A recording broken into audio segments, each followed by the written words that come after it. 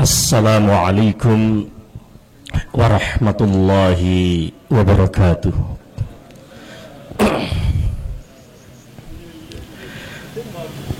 Alhamdulillahi rabbil alamin, alladzi karramal insan takriman wa faddalana ala jami'il makhluqat biqaulihi ta'ala walaqad karramna bani adam wa hamalnahum fil barri wal bahr. Ahmaduhu tabaraka wa ta'ala an allafa baina qulubina fa asbahna bi ni'matihi ikhwana, wa nahmaduhu ta'ala an arsyadana ila al-i'tisam bi kitabihi wa sunnati nabiyhi Muhammadin sallallahu alaihi wasallam, wa nahana 'anit tafarruq wat tamazzuq, faqala fi muhkami tanzilihi wa'tasimu bihablillahi jami'an wa la tafarraqu. Wassalatu wassalamu ala sayyidil awwalin wal akhirin, imamina wa qaidina wa qurrati a'yunina Muhammad ibn Abdullah wa ala alihi at-tahirin at-tayyibin wa ala ashabihi al-akhyaril mujahidin alladzina jahadu fillahi haqqa jihadihi wa ala as-sahabatil kiram wattabi'ina lahu bi ihsanin ila yaumiddin wa ala sairi man sara min ummatihi ala nahjihi wastaqama ala tariqihi waltazama bi ta'alimihi wa syara'ihi ila yaumiddin. Amma ba'd, fa usi nafsi wa iyyakum bi taqwallahi faqad fazal muttaqun. Yang saya ta'zimi, yang saya muliakan para ayahanda, para masyayikh, para sesepuh, khususnya di jajaran pimpinan daerah Muhammadiyah Jombang yang saat ini sudah memasuki 1 abad. Betul ya Ustaz ya? 1 abad. Cukup lama. Lebih lama dari Indonesia. Beserta segenap jajaran pimpinan, para anggota majelis, lembaga, juga para ibunda dari pimpinan daerah Aisyah Jombang yang saya ta'zimi, yang saya muliakan, rekan-rekan Ortom Angkatan Muda Muhammadiyah, dan segenap hadirin dan hadirat yang dimuliakan Allah Subhanahu wa ta'ala. Alhamdulillah, kita panjatkan rasa syukur kepada Allah Subhanahu wa ta'ala yang telah memuliakan manusia dengan pemuliaan yang hakiki di hadapan Allah Subhanahu wa ta'ala. Kita memuji Allah yang telah mengajarkan kita untuk terus bersatu padu di atas ketaatan kepada kitab Allah dan sunnah Rasulullah sallallahu alaihi wasallam, dan mengharamkan atas kita semua umatnya dari berbagai macam perilaku berpecah belah, wa'tasimu bihablillahi jami'an wa la tafarraqu. Berpegang teguh dengan ajaran Allah, berpegang teguh dengan ajaran Sayyiduna Rasulullah sallallahu alaihi wasallam, itu berbanding lurus dengan keharaman kita berpecah belah. Mustahil siapapun di antara umat ini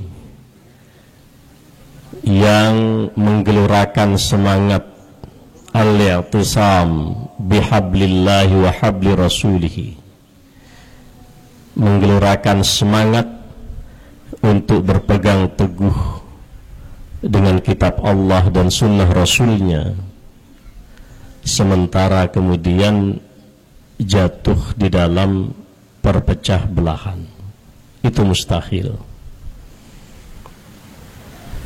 Juga kita sampaikan selawat dan salam, afdhalus sholati wa atammut taslim, seutama-utama sholawat dan sesempurna salam kepada baginda.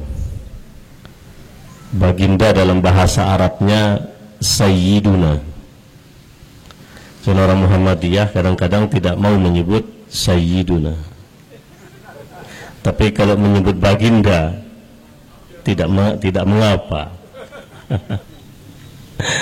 Saya sering dikritik kenapa kata Sayyiduna. Sayyiduna kita tidak ucapkan hanya dalam sholat, tapi di luar itu sama saja. Kita mengucapkan paduka, pangeran, dan seterusnya. Sayyidina Rasulullah sallallahu alaihi wasallam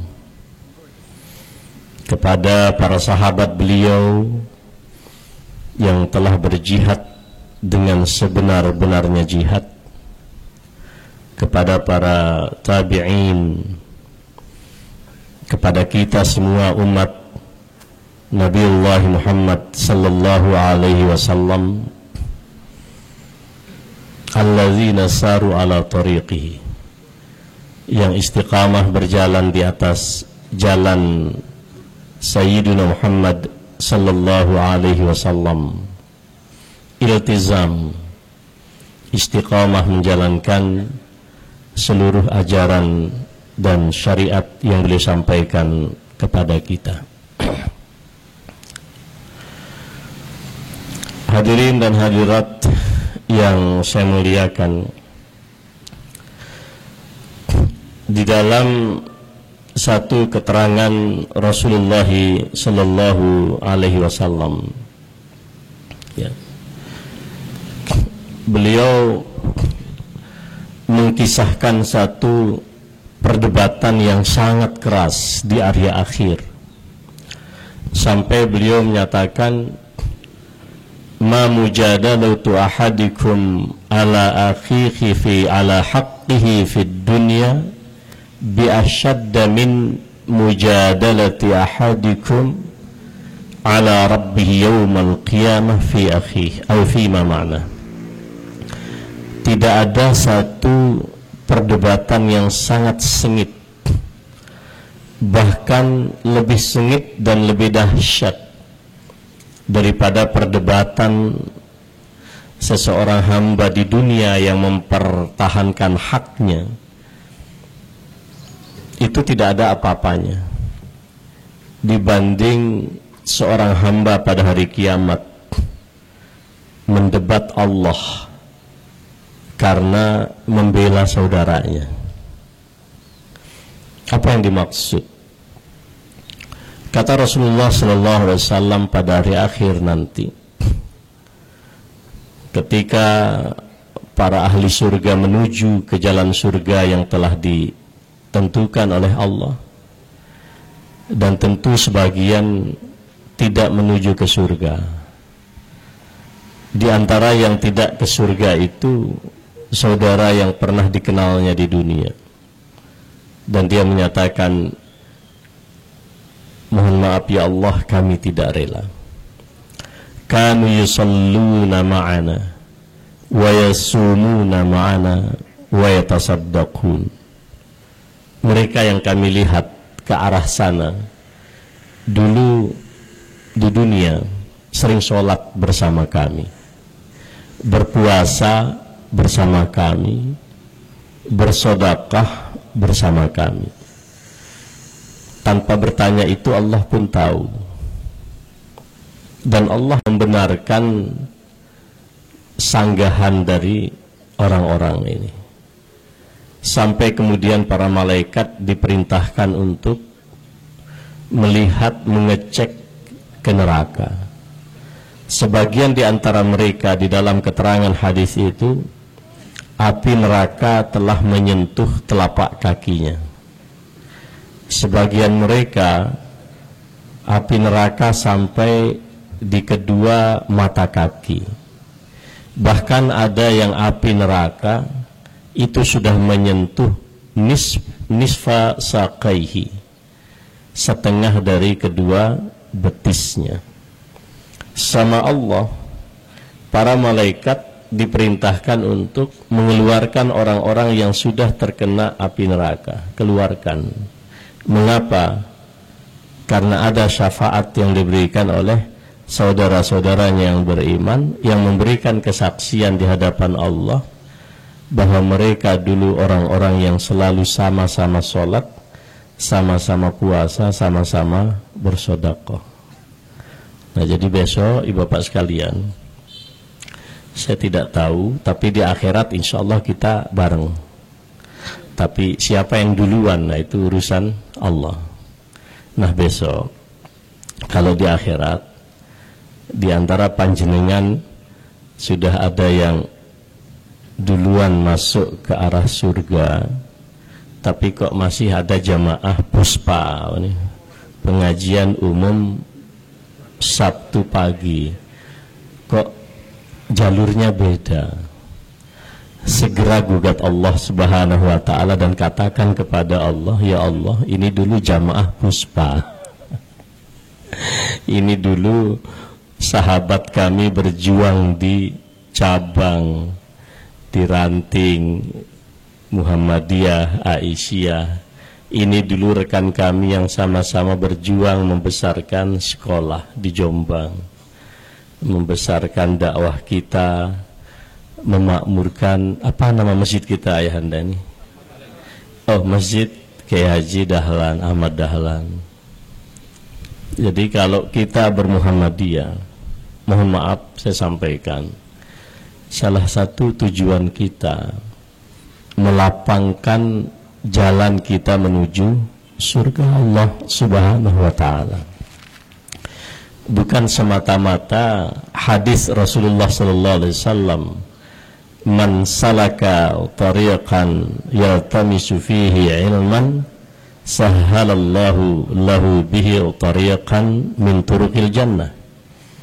Sesiapa saja yang melakukan perjalanan mencari ilmu, maka dengan perjalanan tersebut Allah mudahkan bagi dia jalan di antara jalan-jalan menuju surga. Bukan hanya itu,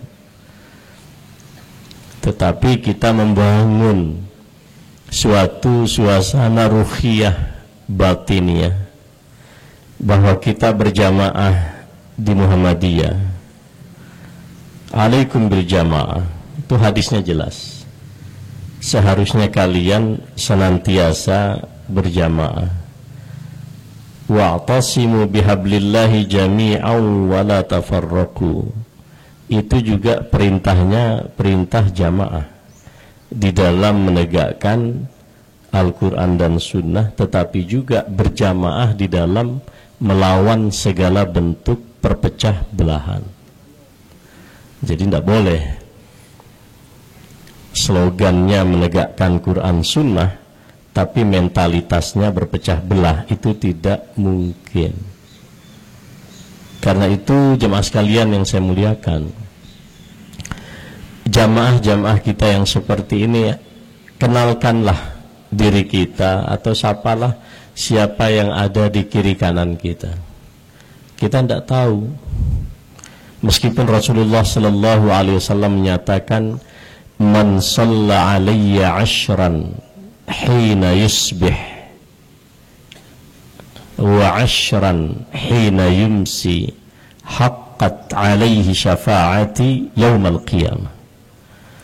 Siapa yang berselawat dan salam 10 kali atas diriku, kata Rasulullah, di pagi hari, 10 hari di sore hari, haqqat alaihi syafaati, sungguh benar berlaku bagi dia untuk meraih syafaatku pada hari kiamat.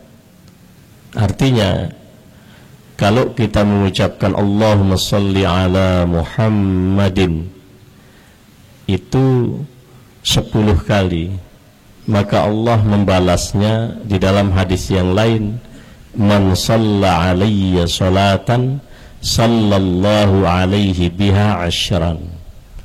Allah menimpali kita dengan 10 kali sholawat.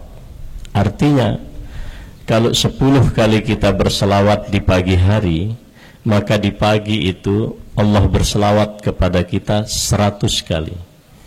Kalau di sore hari kita berselawat kepada baginda Nabi 10 kali, Allah menimpalinya juga dengan 100 kali. Persoalannya apakah cukup? Siapa tahu belum cukup. Maka yang kita raih kemudian adalah syafaat antar orang-orang yang beriman. Ini harus menjadi visi kita di dalam menguatkan ruh kita berjamaah, ruh kita bermuhammadiyah. Kalau ditanya untuk apa bermuhammadiyah? Untuk masuk surga. Kalau saya bukan hanya kita membangun perjuangan di dunia, tapi apalah makna berjuang di dunia kalau kemudian kita diabaikan oleh Allah di akhirat. Maka visi ukhrawi kita ini harus dibangkitkan. Ya, kita ingin mencapai hadis Rasulullah sallallahu alaihi wasallam, kullu ummati yadkhulunal jannata illa man aba. Setiap umatku, semua umatku digaransi masuk ke dalam surga kecuali orang yang abai, orang yang enggan. Wa man ya'ba ya Rasulullah. Siapa yang abai, siapa yang enggan masuk ke dalam surga? Nabi menjawab sallallahu alaihi wasallam, man ata'ani dakhalal jannah. Yang taat kepadaku mesti masuk ke dalam surga. Wa man asani, yang suka membangkang kepadaku, kata Rasulullah sallallahu alaihi wasallam, faqad aba. Dialah orang yang enggan, yang abai masuk ke dalam surga. Karena itu para ulama merumuskan gampang saja. Yang disebut dengan takwa, ahlut takwa itu adalah orang-orang yang apa? Fi'lut ta'at wajtinabul ma'asi. Hanya 2 saja karakternya: menunaikan segala bentuk ketaatan, menjauhi segala bentuk kemaksiatan. Nah, orang Muhammadiyah biasanya punya karakter yang melekat. Orang Muhammadiyah itu suka berbuat taat. Yang kedua, tidak suka berbuat maksiat. Nah, kalau nggak seperti itu gimana? Berarti masih 1/4 Muhammadiyah. Tapi juga orang Muhammadiyah itu tidak suka berpecah belah. Jadi kalau ada orang Muhammadiyah taat kepada Allah, jauh dari maksiat, tapi senang berpecah belah, itu juga tidak sempurna. Ya, jadi jemaah sekalian yang saya muliakan, pengajian seperti ini adalah, saya kira, jalan kita menuju ke surga Allah Subhanahu wa ta'ala. Tentu tidak semua orang bisa jadi pimpinan, tapi yang hadir di sini saya kira sebagian besar adalah warga kita yang nas'alullah tabaraka wa ta'ala an yajma'ana fi mustaqarri rahmatihi yaumal qiyamati kama yajma'una fi hadzal yaumil mubarak. Allah kumpulkan kita di bawah naungannya, naungan rahmatnya di hari kiamat, seperti Allah kumpulkan kita di pagi yang penuh dengan keberkahan pagi ini. Nah, jamaah sekalian yang saya muliakan, hadirin dan hadirat yang berbahagia, hari ini kita berada di permulaan tahun baru Masihiyah yang alhamdulillah juga bermulaan dengan salah satu bulan suci di dalam Islam, yaitu Rajab. Hari ini tanggal 11 Januari bertepatan pula dengan 11 Rajab. Alhamdulillah. A'udzubillahi minasyaitonir rajim. Bismillahirrahmanirrahim. Saya bacakan surat At-Taubah ayat 36. Saya ingin membawakan satu pesan saja. Mari kita menyadari nikmat Allah, wa zakirhum bi ayyamillah, mengingat betapa besarnya nikmat Allah kepada kita. Dan kedua, mari kita teguhkan semangat penghambaan diri kita kepada Allah Subhanahu wa taala. Nah, saya bacakan di sini.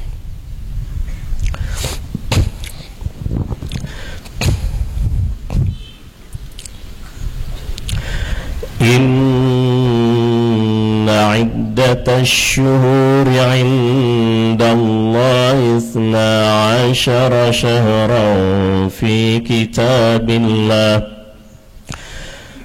kitabillahi yawma khalaqas samawati wal arda minha arba'atun hurum dhalika ad-dinul qayyim fala tazlimu fihinna anfusakum wa qatilul musyrikina kaffatan kama yuqatilunakum kaffah wa'lamu anna Allaha ma'al muttaqin. Sesungguhnya bilangan bulan pada sisi Allah adalah 12 bulan dalam ketetapan Allah di waktu Allah menciptakan langit dan bumi. Di antaranya 4 bulan haram, bulan suci. Itulah ketetapan agama yang lurus. Maka janganlah kamu menganiaya, menzalimi diri kamu di bulan yang 4 itu, dan perangilah kaum musyrikin itu semuanya, sebagaimana mereka pun memerangi kamu semuanya. Dan ketahuilah bahwasanya Allah beserta orang-orang yang bertakwa. Nah, jemaah sekalian, ada beberapa catatan yang penting untuk kita jadikan pedoman di dalam ayat 36 surat At-Taubah. Poin yang pertama, Al-Imam As-Sa'di di dalam tafsir beliau Taisir Al-Karimir Rahman, yaqulullahu ta'ala inna iddatash syuhuri 'indallah ay fi qada'ihi wa qadrihi. Persoalan bilangan bulan, waktu yang kita lalui sehari-hari, 24 jam sehari, 7 hari sepekan, dan seterusnya sampai 12 bulan 1 tahun. Itu merupakan sesuatu yang bersifat qadrati, takdir al-kauni. Kalau orang kampus mengatakan bersifat ontologis, Anda rela, tidak rela, suka, tidak suka, itulah ketetapan Allah tentang bilangan yang kita lalui. Mau muslim, mau kafir, mau beriman, mau fasik, mau soleh, dan seterusnya, tetap bilangannya 12. Persoalannya, apakah bilangan 12 bulan li ta'atillah, untuk berbuat taat kepada Allah, na'udzubillah, bila digunakan sebaliknya. Ya. Isna asyara syahran wahiyya hadhihi syuhurul ma'rufah fi kitabillahi ay fi hukmihil qadari yawma khalaqas samawati wal arda wa ajra laylaha wa naharaha wa qaddara awqataha faqassamaha ala hadhihi syuhur al-ithnai asyara syahran. Semua itu telah ditetapkan oleh Allah sedemikian rupa, maka Allah katakan di situ zalikad dinul qayyim. Ini adalah ketetapan agama yang lurus. Nah, apa maknanya ibu bapak sekalian yang saya muliakan? Ya, di dalam tafsir yang lain juga kita baca, ya, Syekh Wahbah Az-Zuhaili kalau tidak salah, di dalam At-Tafsirul Wasit, beliau menukil pandangan dari Muhammad Abduh dan Rashid Ridha dari kitab tafsir yang kita kenal sebagai Al-Manar. Di dalam ayat ini sebetulnya, bahkan bila dibaca secara menyeluruh ayat 36, 37 gitu ya, Allah memberikan satu gambaran kepada kita tentang praktik dan tradisi orang-orang musyrik, ya. Apa tradisi orang-orang jahiliyah pada masa itu? Kalau di dalam surat At-Taubah ayat 36-37, mereka selalu mempermainkan waktu. Ya, mereka paham apa yang disebut dengan bulan suci. Misalnya di dalam Islam kita kenal Zulqa'dah, Zulhijjah, Muharram, dan kemudian Rajab. Dari dahulu itu memang dilarang peperangan. Walaupun kemudian sebagian ahli tafsir mengatakan, ketika Allah mengatakan di bagian akhir ayat ke-36, wa qatilul musyrikina kaffatan kama yuqatilunakum kaffah, sebagian ahli tafsir mengatakan ayat larangan perang di bulan suci itu dimansuhkan, tetapi Rasulullah sallallahu alaihi wasallam tidak pernah melakukan peperangan terlebih dahulu kecuali beliau diserang oleh orang musyrik, baru Rasulullah melakukan pertahanan. Nah, apa yang mereka lakukan? Mereka paham betul tidak boleh melakukan penistaan kehormatan umat manusia. Tetapi bila mana ada waktu mereka ingin melakukan peperangan, mereka memain-mainkan bahwa ini sudah masuk bulan suci, ini belum masuk bulan suci. Sehingga di dalam tafsir Al-Manar dikatakan perilaku orang-orang musyrik seperti ini dicela oleh Allah Subhanahu wa taala. Yang kalau kita jabarkan lebih jauh, ya, perilaku jahiliyah yang digambarkan di dalam Al-Quran itu ada 4 yang disebutkan oleh Allah Subhanahu wa taala. Yang pertama, mereka, ya, yang dikisahkan oleh Allah, yazunnuna billahi zannal jahiliyah. Jahiliyah di dalam cara berfikir, jahiliyah di dalam menggambarkan siapa Allah yang mereka sembah. Bahkan sebagian sahabat meriwayatkan kalau mereka ketemu satu batu yang bagus, mereka sembah itu batu. Kalau nanti di waktu lain ketemu batu yang lebih bagus, batu yang pertama mereka tinggal. Kalau bahasa kita, kekacauan di dalam paradigma berfikir ini banyak sekarang. Mari kita hormati hak azazi manusia, maka siapapun yang kawin sesama jenis tidak mengapa. Ini yang rusak adalah cara berfikir, dan seterusnya.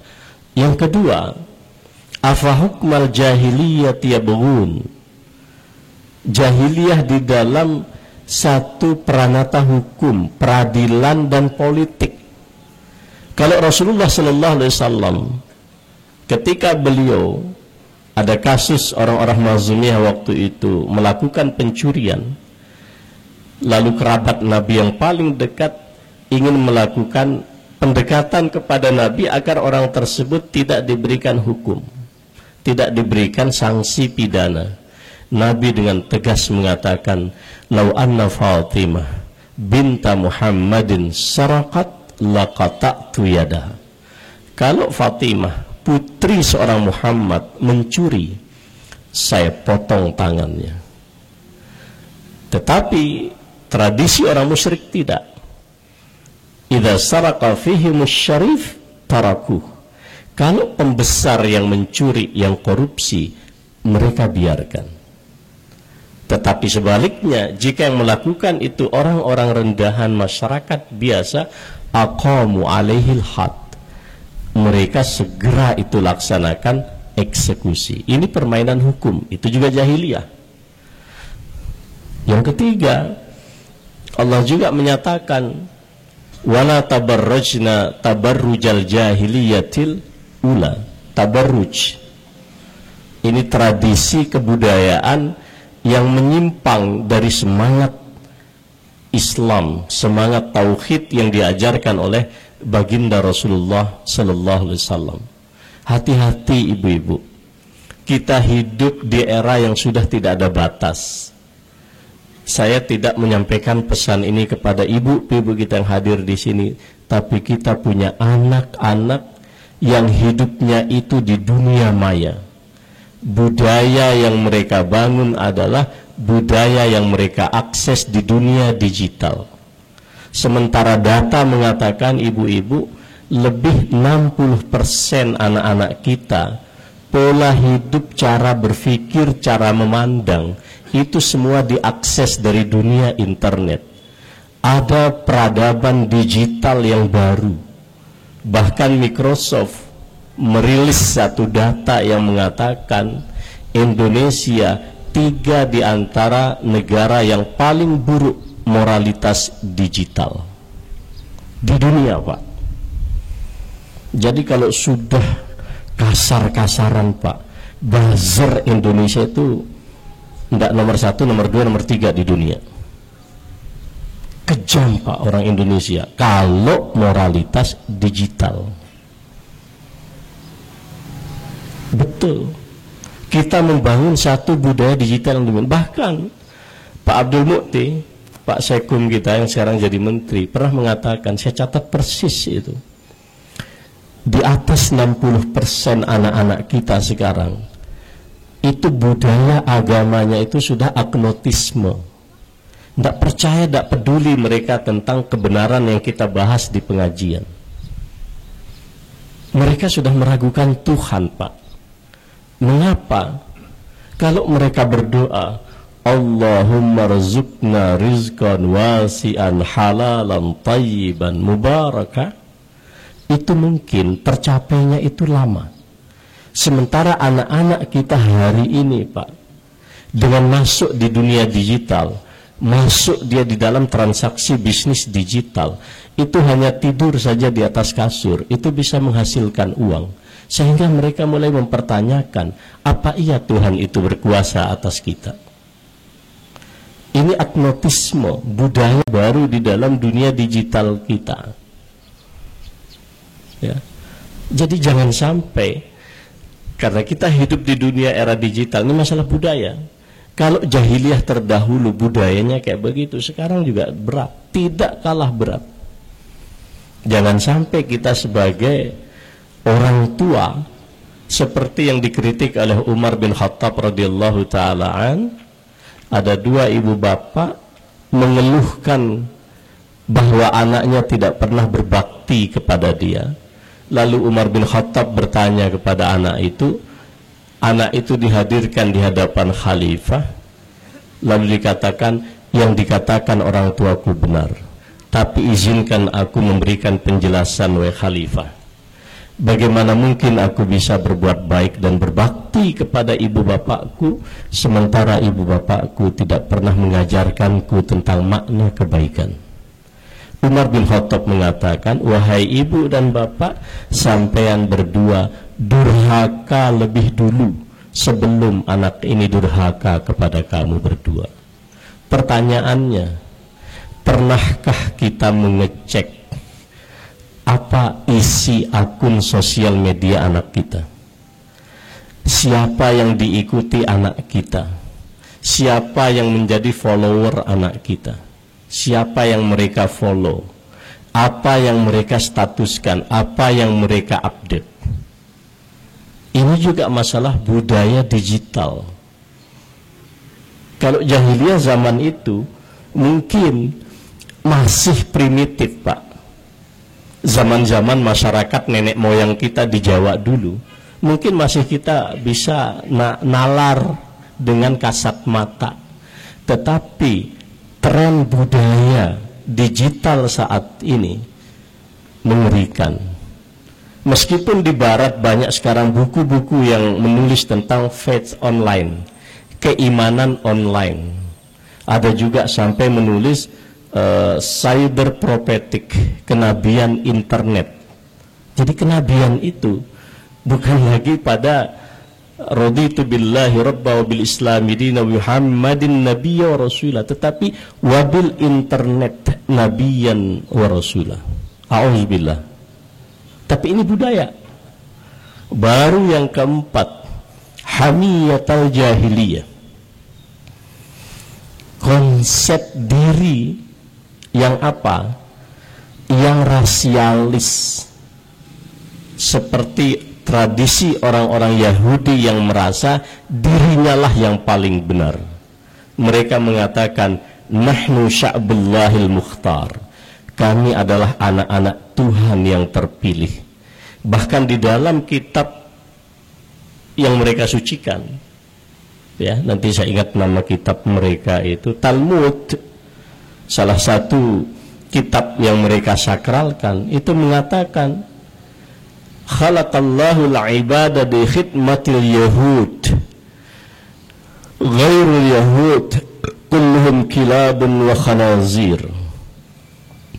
Allah menciptakan para hamba selain Yahudi itu untuk mengabdi kepada orang Yahudi. Selain Yahudi adalah, mohon maaf, anjing-anjing dan babi-babi. Doktrin ini yang dipegang oleh Zionisme internasional, sampai mereka memperlakukan apa yang mereka lakukan terhadap saudara kita yang ada di Gaza, di Palestina.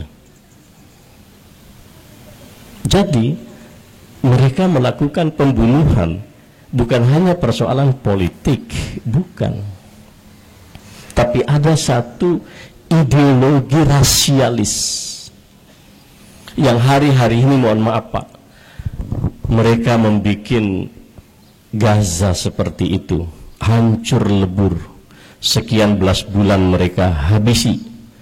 Hari ini di California, Allah menunjukkan tidak ada bom, tidak ada nuklir, tidak ada petasan sekalipun. Bapak Ibu bisa melihat hari ini, baru pemimpin negaranya mengatakan, kami akan jadikan Gaza sebagai neraka. Allah hadirkan itu dulu di Hollywood. Nah, ini kalau pidato kayak gini masuk YouTube ini dibilang radikal ini.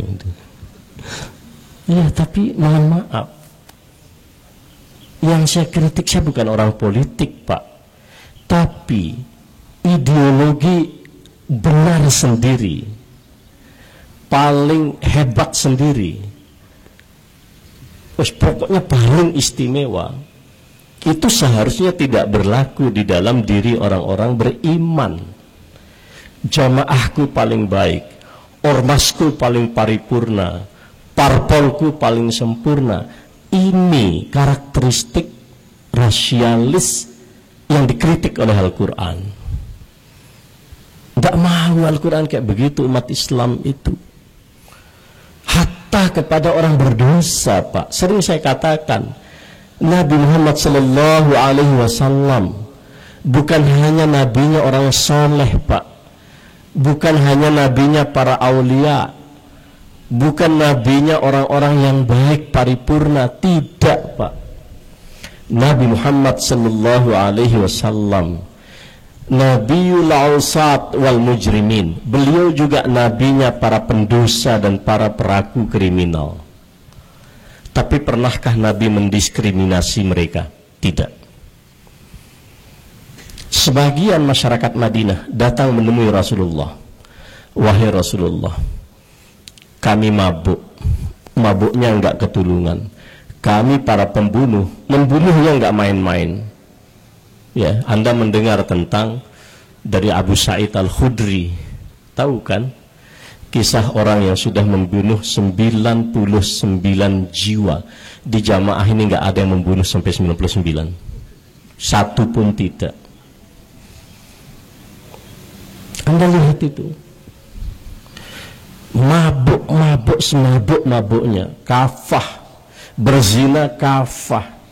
Tapi Rasulullah, kami mendengar bahwa ji'ta bihadad din, engkau datang dengan agama yang membawa kebaikan.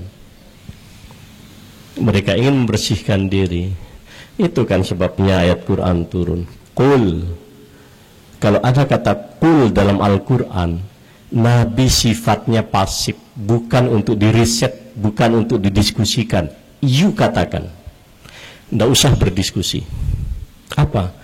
Qul ya ibadiyalladzina asrafu ala anfusihim la taqnatu min rahmatillah innallaha yaghfiru dzunuba jami'a. Tugasmu Muhammad hanya mengatakan kepada mereka, wahai hamba-hambaku yang telah zalim, yang telah melampaui batas, yang telah mengeksploitasi diri mereka, jangan putus asa dari rahmat Allah. Semua dosa Allah ampuni. Bahkan ayat yang mengatakan innallaha la yaghfiru an yushraka bihi wa yaghfiru ma duna dzalika liman yasha. Allah tidak mengampuni orang-orang yang berbuat syirik kepadanya dan mengampuni dosa selain syirik. Yang rajih di antara pendapat para ulama, kesyirikan yang tidak diampuni oleh Allah adalah kesyirikan yang mereka tidak bertaubat dari perbuatan itu. Contohnya apa dalam Al-Quran? Ada di dalam surat Muhammad. Innal ladzina kafaru wa saddu an sabilillah wasaddu an sabilillah summa matu wahum kuffar, mati di atas kekufuran. Inilah yang tidak akan diampuni. Sebesar apapun kesyirikan, diampuni. Seorang pezina, baik laki atau perempuan, kasusnya dua, pezina laki, pezina perempuan, datang kepada baginda Rasulullah. Ketika wanita dari suku Al-Ghamidiyah ini datang, dia katakan, engkau mengerti apa itu zina? Mengerti. Seperti seseorang memasukkan pena di dalam botol tinta. Nabi ingin menjaga kemuliaan perempuan ini. Nabi tidak ujuk-ujuk, tidak tergesa-gesa, tidak kesusu mengeksekusinya. Karena perempuan kalau sudah mengaku atau laki sudah mengaku berzina, hukumnya rajam, Pak. Tanam setengah badan, lempar dengan batu sampai mati. Nabi tahu. Dan tidak dilakukan tertutup, lakukan di alun-alun. Nabi ingin menjaga kehormatan perempuan pezina. Rasulullah memverifikasi, tunjuk beberapa sahabat, tolong dilacak, jangan-jangan perempuan ini gila. Karena kalau gila nanti kena dengan idra'ul hudud bisyubahat. Jangan ojo kesusu mengeksekusi hukum pidana, carilah keraguan-raguan di situ. Jangan ragu. Apa keraguan di antara? Gila. Dicek oleh para sahabat, ma biha min junun, tidak ada penyakit jiwa. Nabi menanyakan, apa buktinya? Aku hamil wahai Rasulullah. Baik, pergilah kau sampai nanti engkau melahirkan anak ini. 8-9 bulan kembali menemui Rasulullah dengan satu misi, sucikan aku wahai Rasulullah. Sucikan aku wahai Rasulullah, ini anak yang sudah aku kandung sekarang lahir. Kata Nabi, kira-kira mirip kata Pak Prabowo, ojo kesusu. Pergi, berikan hak anak ini untuk ASI 2 tahun. Coba bayangkan, jalan pertaubatan. Setelah 2 tahun datang, ini anak sudah selesai aku tunaikan haknya wahai Rasulullah. Mungkin kalau kita akan mengatakan ini anak zina. Nabi tidak punya pilihan. Dilaksanakan rajam atas perempuan ini, dan waktu itu para sahabat mencela, ngenyek. Nabi mengatakan, jangan kalian cela perempuan ini. Sesungguhnya Allah memberitakan kepadaku, kata Rasulullah, taubat perempuan pezina ini diterima oleh Allah, dan kalau taubatnya dibagikan secara merata kepada semua penduduk Madinah. Coba bayangkan, penduduk Madinah nggak semuanya beriman, Pak. Ahli kitab masih banyak, yang musyrik juga masih ada. Kalau itu dibagikan kepada mereka semuanya, taubat yang didapatkan oleh perempuan ini masih lebih. Itu saya katakan, itu Nabi, Pak. Maka kita ini tidak boleh menjadi orang yang diskriminatif, apalagi menjadi orang yang rasialistik, mengajarkan hanya kebenaran yang dipercaya sebagai kebenaran yang utuh, yang tunggal. Kenapa ini saya tegaskan, Pak? Karena teman-teman saya, adik-adik kelas saya ini di internet sekarang sedang berantem. Ustadz-ustadz saling menghujat, bukan orang awam. Yo alumni Madinah, alumni Timur Tengah. Mohon maaf, saya jelek-jelek gini alumni Madinah, Pak. Saya tahu apa yang terjadi di belakang itu. Saya hanya berpesan, orang Muhammadiyah nggak usah masuk di situ. Apa keberatan kita untuk saling menghargai di dalam perbedaan pandangan keagamaan? Keberatan kita apa? Yang Anda hujat, yang Anda sesatkan, itu juga orang-orang yang belajar agama, hanya berbeda paham. Coba lihat, orang yang nyata berbuat zina di hadapan Nabi, sama Nabi dimuliakan, Pak. Bukan hanya orang berbuat dosa, Pak, yang dimuliakan oleh Nabi. Ini saya agak panjangin ini karakter orang musyrik ini, Pak. Karena di dalam Quran kita disindir oleh Allah, wala takunu minal musyrikin. Jangan kau jadi seperti bermental orang-orang musyrik. Mungkin sampean enggak nyembah patung, sampean enggak pergi ke dukun, tapi mentalitas, mindset itu musyrik. Wala takunu minal musyrikin. Apa karakteristik orang musyrik? Alladzina farraqu dinahum wa kanu syi'an kullu hizbin bima ladaihim farihun. Memecah belah agama, dijadikan berpecah belah, lalu semua orang bangga, euforia, sombong dengan apa yang ada di dalam kelompoknya masing-masing. Itu mindset kemusyrikan.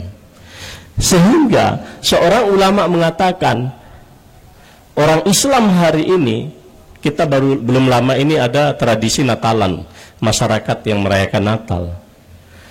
Kalau ada yang pakai yang merah, ya kayak Sinterklas, itu langsung reaktif. Oh, tasyabuh.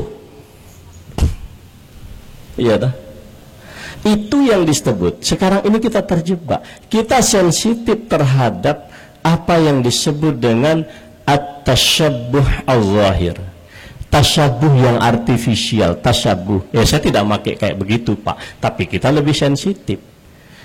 Yang lebih prihatin daripada itu adalah apa yang disebut dengan at-tasyabuh al-khafi, at-tasyabuh al-ma'nawi.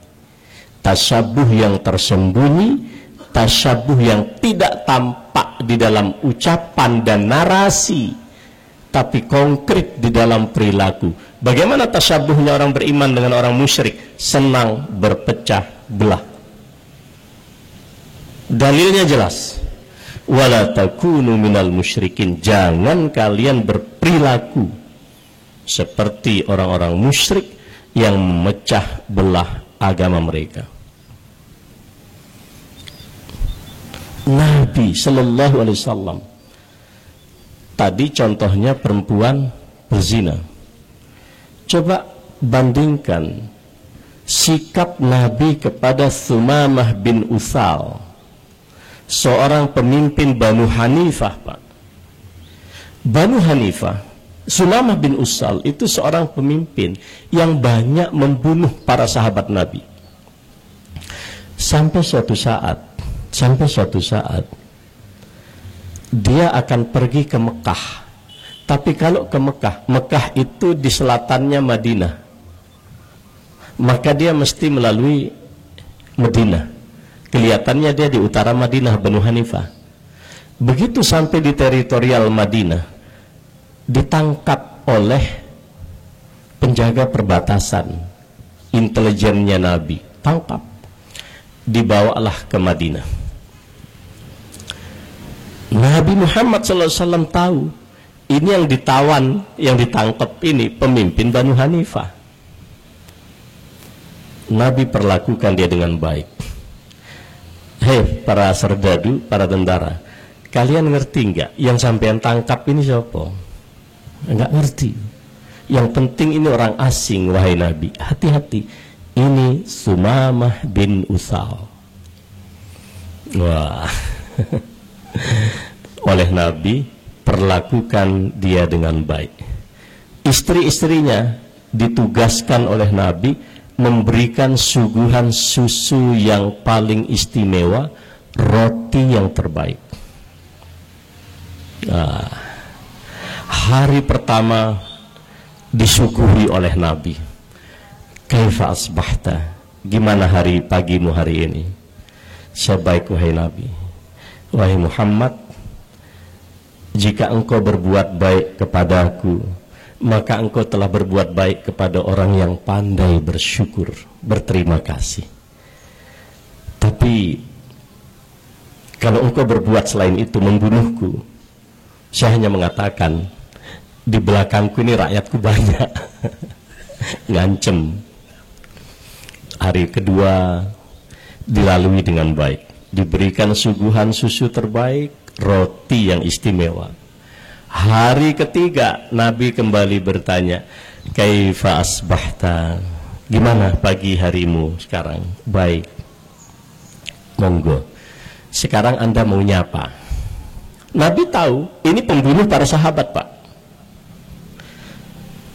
Ya, saya ingin ke Mekah umroh, karena umroh dalam tradisi jahiliyah juga ada. Monggo.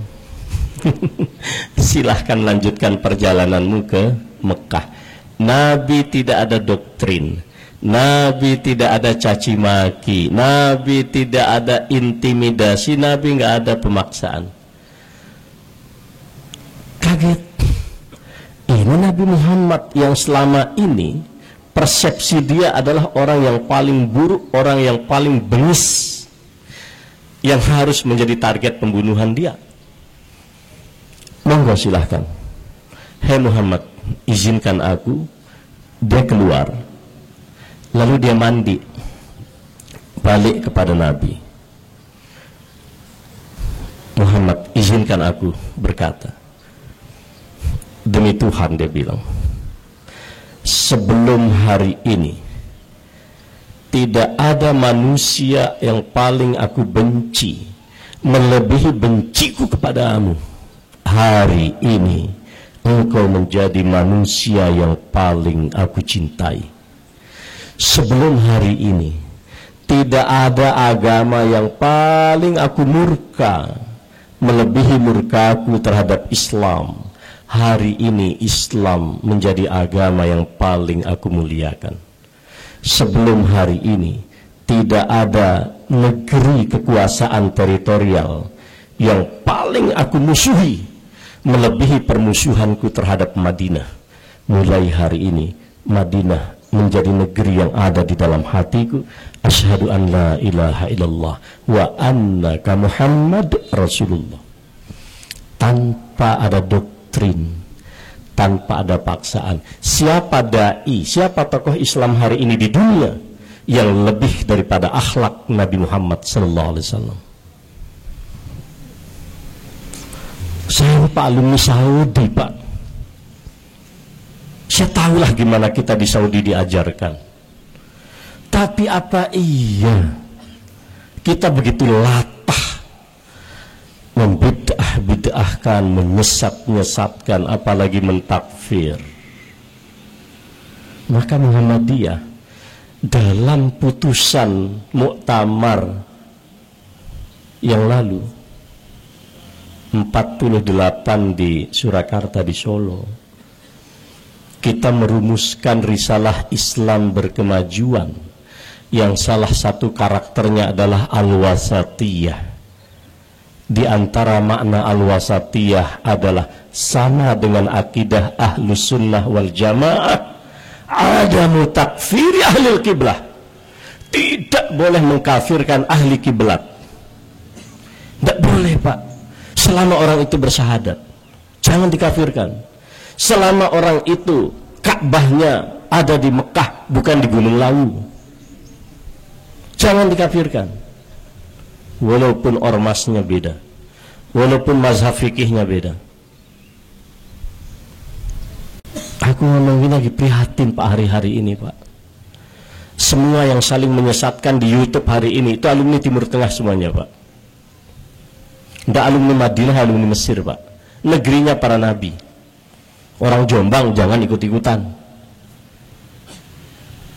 Saya pakai perasaan betul ngomong ini, Pak. Ya karena aku dari tanah itu, Pak. Hari-hari ini saya sama Ustadz Adi Hidayat lagi serius ngirim-ngirim kader kemana? Ke Libya, ke Al-Azhar. Baru 2 minggu lalu, Pak. Mungkin tidak nyampe 2 minggu kok. Kami bertemu dengan 6 ulama besar dari Al-Azhar, dari Sudan, bahkan mantan rektor Al-Azhar, bahkan dari Madinah. Ada di Instagram saya, silahkan dilihat di situ. Ya Allah, di gedung PP Muhammadiyah di Menteng, Pak, semua ulama itu bisa duduk bersatu. Kami adakan forum pertemuan dai internasional kerjasama dengan lembaga Ustadz Adi Hidayat yang dari Madinah, dari Libya, dari Mesir, dari Sudan, bisa duduk manis. Mengapa sesama warga Indonesia yang belajar di Timur Tengah negerinya para nabi kok seperti itu? Mohon maaf, mindset jahiliyah, paradigma jahiliyah.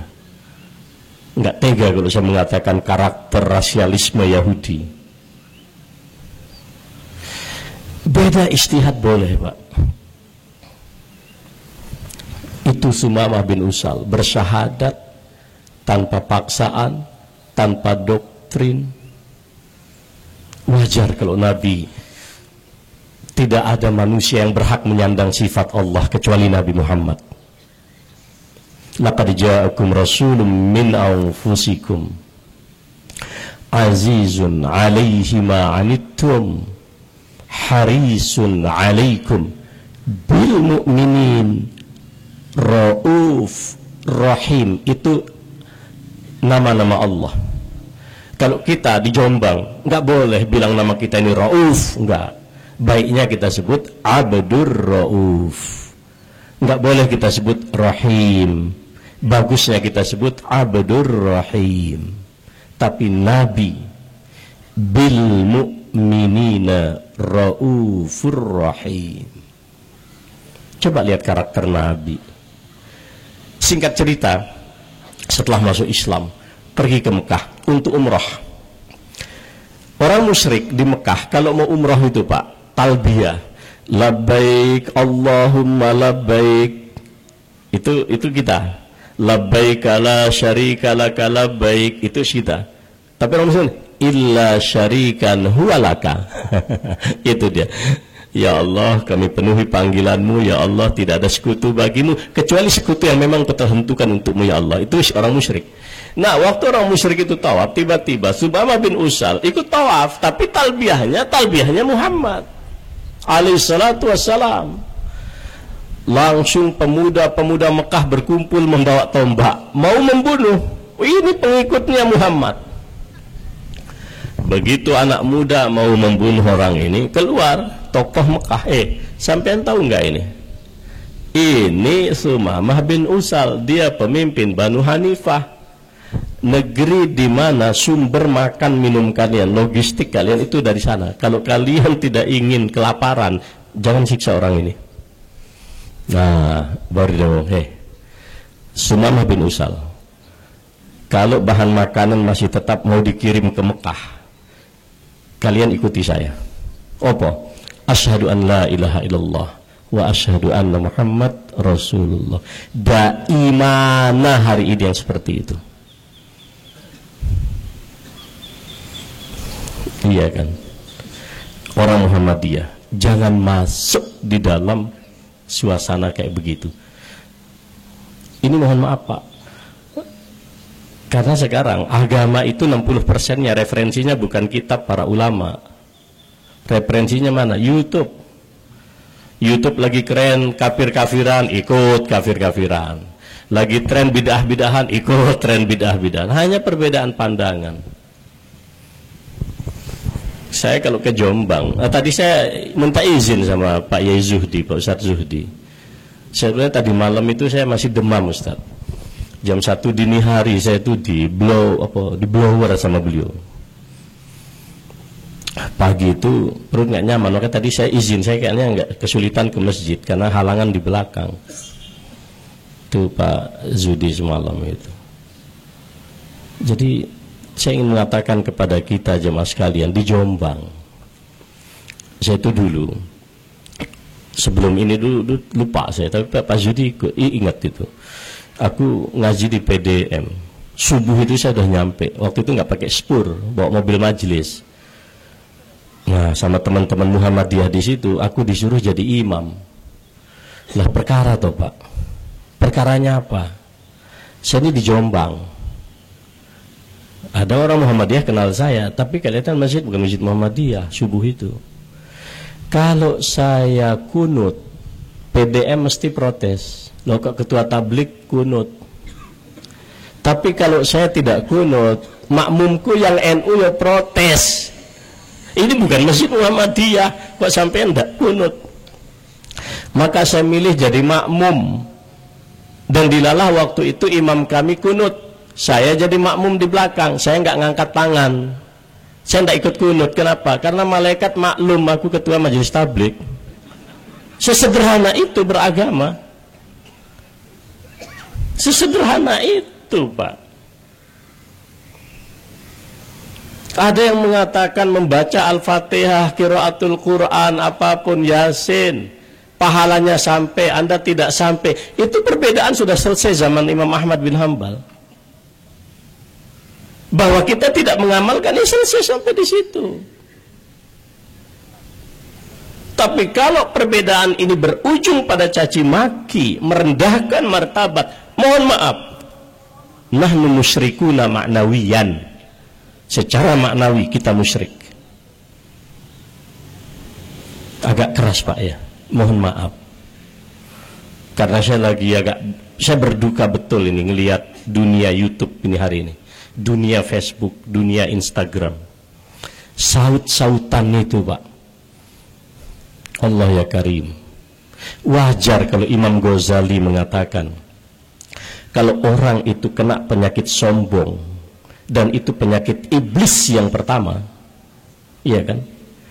Jadi ada 3 dosa besar yang pertama di alam semesta. Nomor 1 itu iblis, direpresentasikan oleh iblis. Mana'aka antazjuda lima amartuk ya.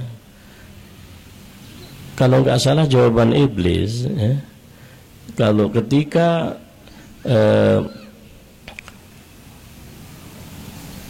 wakulna apa namanya di dalam surat itu, auzubillahi minasyaitonir rajim,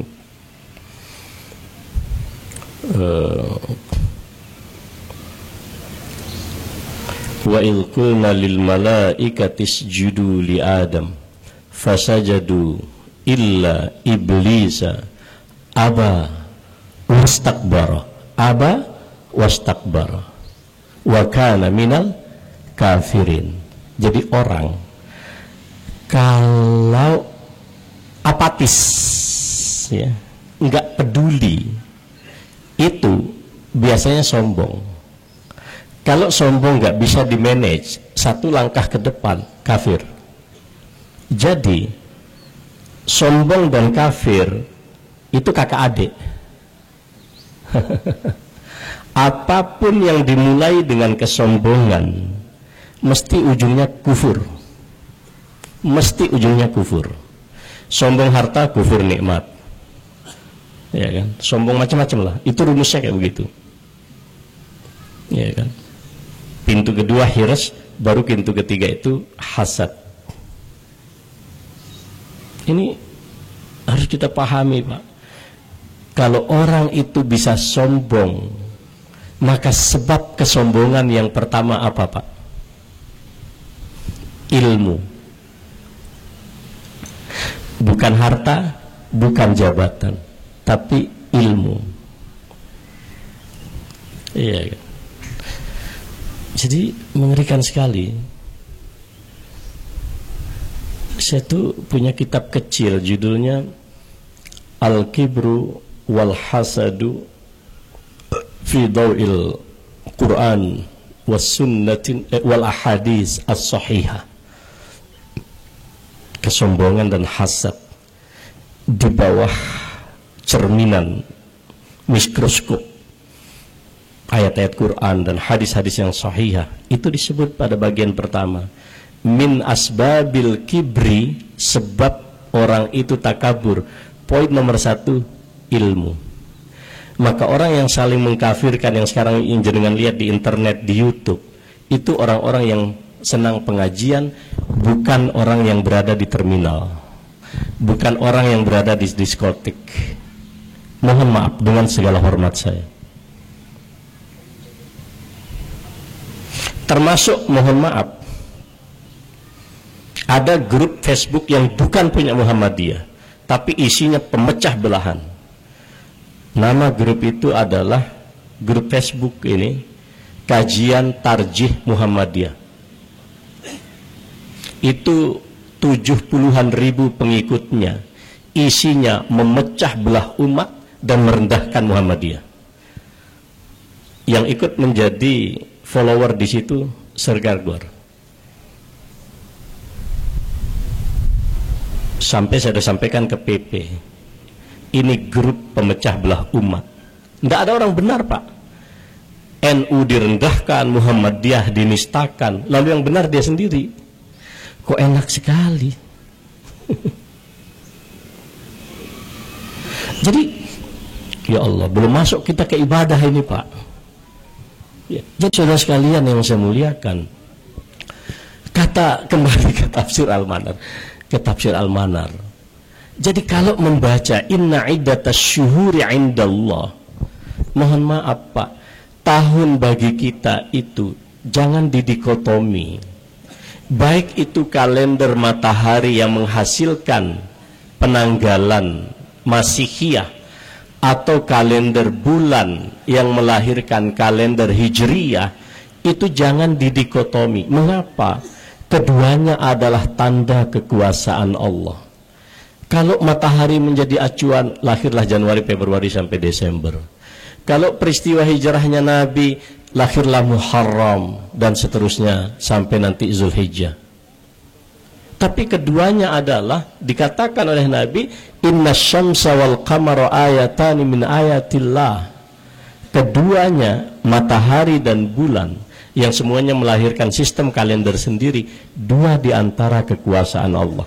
Tapi surat At-Taubah 36-37 mengajarkan kita, ketika sampean berbicara tentang tanggal ini, bilangan bulan ini, jangan lupa Allah sedang menerangkan kepada Anda mentalitas dan perilaku orang musyrik. Itu yang saya maksudkan. Ini awal tahun. Maka benar yang dikatakan di dalam tafsir Al-Manar tadi itu. Saya sebutkan di sini. Waqad khutimal kalam fi ahli al-kitab bi bayani hali katsirin min rijalid din alladzina afsadat alaihim dinahum al-matami'ul maliyah. Selain yang saya sampaikan, isyarat dari Allah itu menerangkan perilaku agamawan, Pak. Tokoh-tokoh agama. Apa fenomenanya itu? Perilaku keagamaan yang autentik, yang asli, dirusak karena adanya apa di situ? Al-matami al-maliyah, ketamakan yang bersifat harta. Jadi wajar kalau para ulama itu sumber kesesatan itu dua. Ya, mohon maaf, orang berilmu, kalau orang berilmu, dari mana pintu kelemahannya? Syahwat. Kalau orang awam, itu kejahilan, Pak. Maka ihdinas siratal mustaqim, mohon maaf, ghairil maghdubi alaihim, bukan jalan orang yang kau murkai. Itu adalah karakter para ilmuwan, intelektual, tokoh agamawan, tapi yang kalah dengan syahwat. Waladhdallin, itu orang awam, tapi yang terkooptasi dengan kebodohan. Tapi orang awam yang bodoh, jahil, itu bisa ditaklim, bisa diajar. Tapi orang pembesar yang penuh syahwat, ini yang tidak mudah. Makanya kalau jenengan lihat tahanan KPK itu orang bertitel semua, Pak. Nggak ada tukang becak di sana, nggak ada. Tukang becak nggak ada, Pak, di tahanan KPK itu. Nah, maka kalau orang ilmuwan, agamawan, tokoh agama kena syahwat, itu rumusnya di tazkiyah, harus ada proses pensucian jiwa. Tapi saya ditanya oleh satu PDM, Ustadz, gimana kalau dia itu pembesar, penggede, tapi juga jahil? Nah, itu yang repot. Harus masuk di puspa, harus didoktrin di puspa. Nah, jadi saudara sekalian yang saya muliakan, berat kehidupan kita, Pak. Jangan lupa. Ya, oleh karena itu, mengapa demikian, Pak? Karena tahun Hijriyah atau tahun Masehi ini dua tanda kekuasaan Allah, dan harus rasional, nggak boleh mistik. Ayatani min ayatillah, dua di antara tanda kekuasaan Allah, la yakhsifani, nggak pernah mengalami gerhana, limauti ahadin, karena orang itu mati, wala lihayatihi, bukan juga karena orang itu hidup. Jadi kita ini diminta untuk rasional dan seterusnya. Karena itu saudara sekalian yang saya muliakan, Pak Zuhdi, sampai jam berapa, Kang? Ya jangan, enggak adil. Kalau saya sih sepurnya masih jam 12, tapi ini sudah enggak, saya cukup ya. Nah, sudah. Belum masuk kita materi ibadah ya, nggak apa-apa ya. Tadinya saya pingin, tapi oke. Terakhir saja, bagian terakhir. Oleh karena itu, ini saya nukil ucapan para ulama. Oleh karena itu, saudara sekalian, al-insanu qabila hamlal amanah, wahya nafsuhul lati baina janba. Ingat, kapan ditentukan 12 bilangan bulan itu? Pada hari diciptakan langit dan bumi. pada hari di langit diciptakan bumi, pada hari itu Mekah dikatakan sebagai tanah suci. Tapi Madinah menjadi tanah suci kapan? Ketika hijrahnya Rasulullah SAW. Artinya ada kesadaran akidah yang kita bangun. Waktu juga sama, bulan Rajab ini bulan suci. Ngaji Puspa bulan Rajab nggak sama Pak dengan bulan Safar, nggak sama dengan Sya'ban sekalipun. Ngaji Puspa di Rajab lebih tinggi derajatnya di hadapan Allah daripada bulan Sya'ban. Tapi jangan berpikir, kalau gitu ngajinya di Rajab aja, nanti Sya'ban diliburkan. Karena sudah 2 kali derajatnya. Ya nggak gitu juga, malaikat ya paham. Sampai males apa. Jangan ngakali malaikat lah. Hitung-hitungan. Kenapa nggak sholat kalau sudah di Indonesia? Ya sudah sholat 100.000 ya di Haram Mekah itu. Nanti pas sudah arba'in. Di sini kok malah males-malesan. Jadi itu juga Pak. Inna aratnal amanata 'alas samawati wal ard. Wa asfaqna min fa'baina an yahmilnaha wa asfaqna minha wa hamalal insan. Ingat pada hari itu juga dideklarasikan oleh Allah, "Hei langit bumi, sanggupkah kalian menerima amanat kekhalifahan?" Abaina, mereka nggak mau Pak, nggak sanggup. Mereka sangat takut. Wa hamalahal insan. Ingat, kita diberikan amanah oleh Allah, karena amanah itu kita dimuliakan oleh Allah. Iya kan? Itu poin. Oleh karena itu, al-insanu ba'da an hamalal amanata kanal makhluqal awwalah indallah. Karena amanah yang diterimakan oleh Allah kepada kita, kita menjadi makhluk yang utama di hadapan Allah. Maka selama amanah ini kita pegang, kita utama. Tapi kalau amanah ini kita abaikan, kita rendah.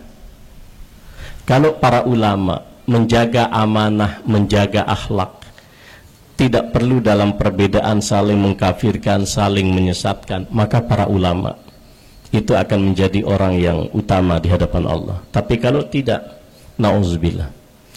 Saya tidak bisa banyak berkata kepada orang lain Pak. Setidaknya kepada para mubalik, mari kita dakwahi mereka dengan perilaku kita, bukan dengan ucapan kita.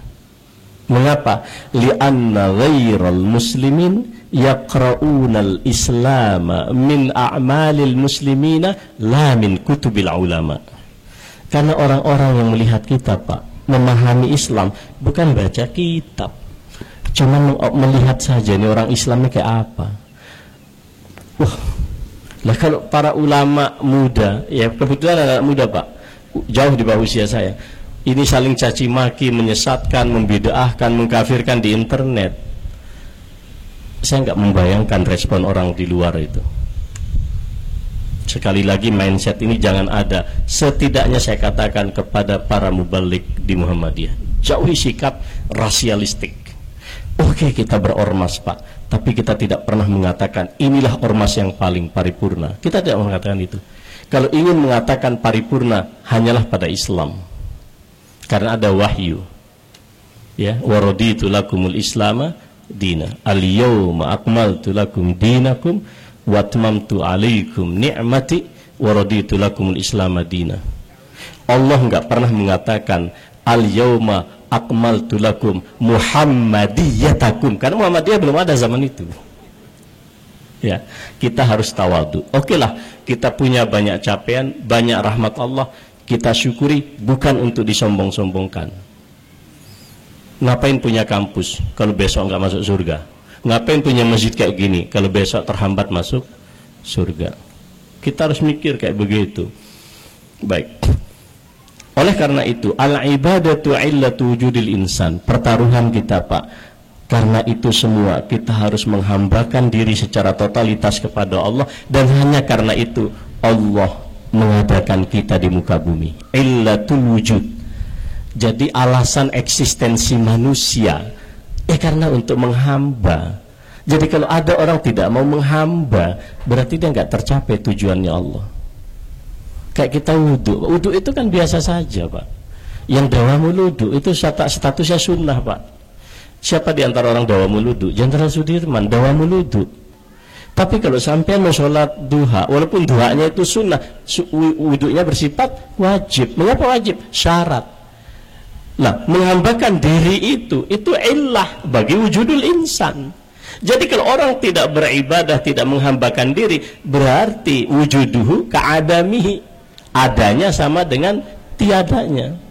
Baik. Oleh karena itu, al-kaun, ketika kita bicara peralihan tahun, pergantian tahun, apapun tahun itu sedang berbicara yantiqu biwujudillahi wa wahdaniyatihi wa qudratihi. Matahari, bulan semalam, alam semesta sawah, semuanya bertutur tentang eksistensi Allah, tentang wahdaniyahnya Allah, tentang kekuasaannya Allah. Antum ibad wa nahnu ibad. Anda dan kita semua adalah para hamba Allah. Ya, oleh karena itu para hamba seharusnya menjadi budak hamba sahaya di hadapan Allah secara maknawiyah. Kita pun juga tawadu kepada sesama manusia. Nah, saya kira ini saja. Mohon maaf Pak Zuhdi, tidak sampai kita masuk kepada tema yang dibuat tentang ibadah, tapi ini saja saya rasa cukup bagi kita semuanya. Mudah-mudahan Allah sekali lagi mengampuni dosa kita semuanya, melapangkan hati kita, mengikhlaskan diri kita dalam realitas sosial yang sangat beragam ini, mengikhlaskan perbedaan. Apalagi orang Muhammadiyah di Jombang ini kan bukan mayoritas, tawaduklah. Mari kita saling menyayangi, ya. Ya, ibarat hadis Nabi itu, laisa minna man lam yuwaqqir kabirana walam yarham saghirana. Bukan golongan kami ketika orang yang lebih sedikit kita ini kan lebih sedikit dari bilangan, ya. Teman-teman NU harus diakui lebih banyak di Jombang. Bukan golongan kami kalau kita yang sedikit ini tidak sanggup menghormati orang yang lebih besar. Tapi juga orang yang lebih besar kok tidak mengasihi yang kecil. Orang Muhammadiyah ini jumlahnya nggak banyak, tapi kan pekerjaan proyek amal solehnya itu banyak. Ketua PCM ya mumet karena banyak bangunan belum selesai. Ya banyak proyek. Sama Pak, saya juga sebagai ketua majelis tabligh, kita bangun masjid itu masih kurang 500 juta. Tapi karena yang punya Allah, ngapain kita susah? Jadi dilarang stres ini ketua cabang, ketua ranting, ya. Ini surga kita Pak. Dan memang sulit Pak, sulit. Kenapa sulit? Karena menuju surga. Kalau pingin gampang masuk neraka. Hadisnya ada, uhitotil jannatu bil makarih, surga dikelilingi dengan hal yang berat pada jiwa diri kita, wa uhitatun nar bisyahawat. Tapi kalau neraka enak-enak semua. Nah, mari kita bersabar atas ini semuanya. Jazakumullah khairan, matur sembah nuwun atas kesabarannya. Matahari, jangan lupa, matahari sudah agak tinggi, jangan lupa sholat duha. Wassallallahu ala sayyidina Muhammadin wa ala alihi washabbihi ajma'in. Nasrun minallahi wa fatun qarib wa basyiril mu'minin. Wassalamualaikum warahmatullahi wabarakatuh. Waalaikumsalam warahmatullahi wabarakatuh.